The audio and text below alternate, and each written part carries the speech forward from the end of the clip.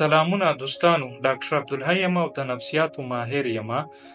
ځینې دوستانو فرمایش کړی دی چې په بې ارامي په بې خوبي باندې تاسو خبرې وکړئ. نو په دې زه خبرې کول غواړم.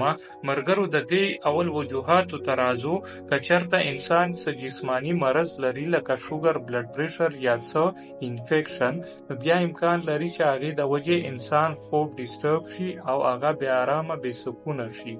یا بعضې نیمګیز کې څه نفسیاتي مرض لکه ډیپریشن، انزایټي یا نور، د هغې د وجې هم امکان لري چې د انسان خوب ګډوډ شي او هغه بې ارامه شي. نو په دې کیسونو کې چې د بې ارامي بې خوبي بله څه وجه وي، نو هغه که موږ د دې مرضونو علاج وکړو، دا بې ارامي او بې خوبي به پخپله اټومیټیکلي ښه شي. خو ځینې دوستان داسې څه مرض نه لري خو بیا هم د خپلو خوبونو نه مطمئن نه وي. نو د داسې دوستانو لپاره ما یو څه تجویزونه راوړي دي. که دوی په دې تجویزونو باندې عمل وکړي، نو زه یقین سره وایم چې د دوی خوب به ډېر خوندور او پرسکونه شي. په دې تجویزونو کې ملګرو پکار د ماښام نه پس مونږ داسې ورزش چې هغه ډېر ستړی کېدونکی وي او ډېره انرژي غواړي، د هغې نه مونږ ډډه وکړو. د دې سره سره چای، کولډ ډرینکس، تماکو او همدغه رنګې نور چې څومره نشهیي څیزونه دي، د هغې نه ماښام نه پس خو خامخا ډډه کول پکار دي. ولې چې مونږ وایو چې دې کې سټیمولنټس دي او دا بې خوبي بې ارامي جوړوي. ماښام یا خصوصا ماخوستن نه پس پکار ده چې الکترونیک ډیوایسز چې څومره هم دي، هغه که موبایل دی، هغه که لیپټاپ دی، که ټلویزیون دی، د دې نه چې مونږ ځانونه وساتو. ولې چې د دې شیزونو د استعمال سره هم بې خوبي بې ارامي جوړیږي. خصوصا سوشل میډیا استعمال د ماخوستن نه پس بالکل نه ده پکار، او پکار ده چې مونږه یو ځل کور ته را دننه شو، خپل موبایلونه بند کړو او بیا سهار چې کله کار روزګار له وځو بیا یې آن.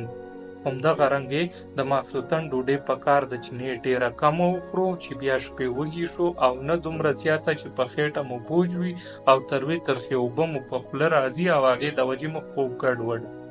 د خوب چې کومه کمره ده هغه پکار ده چې پرسکونه وي، هلته شور نه وي، او هغې چې کوم درجه حرارت دی، ټمپریچر دی، هغه نه ډېر زیات ګرم وي او نه ډېر یخ وي. همدغه رنګې د خوب چې کوم کټ دی هغه پکار ده چې صرف مونږ د خوب دپاره وکاروو، داسې نه چې هم په کټ کې مونږ خوراک څښاک هم کوو او هلته کتابونه هم وایو. د وده کېدو نه مخکې پکار ده چې څه ذکر اذکار، نفلونه یا چېرته ښه کتاب مونږ ولولو. چې کله مو سترګې ښه درنې شي او پوهېږو چې اوس مونږ له خوب راځي، نو بیا خپل کټ له پکار ده چې کټ له لاړ او کوشش وکړو چې وده شو.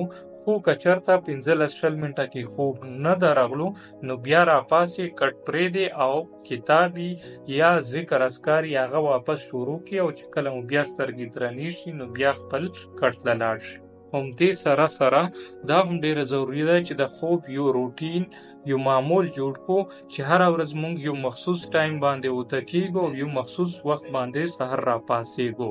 هغه که شپې 11 بجې او که 12 بجې وي، او سهار چې بیا 7 بجې که 8 بجې، هغه وخت بیا واپس مونږ راپاسو. 6 غنټې کم از کم خوب پکار دی او زیات نه زیات 8 غنټو پورې. د ورځې پکار ده چې غنټه نه زیات مونږ وده نه شو.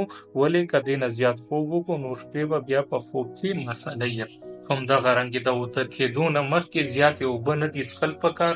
ولې چې بیا امکان لري چې تشو متیازو ته تاسو به بار بار راپاسېږي او هغه به مو بې خوبه بې ارامه کړي.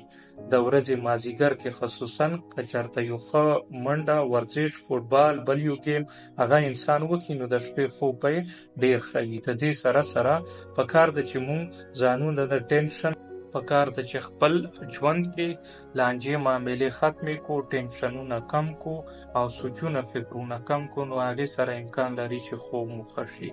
خو که چېرته ملګرو د دې ټولو تجویزونو په وجود هم ستاسو خوب نه ښه کېدو، نو زما دا تجویز دی چې قطعاً د ځان د طرفه د نشو ګولۍ مه استعمالوئ.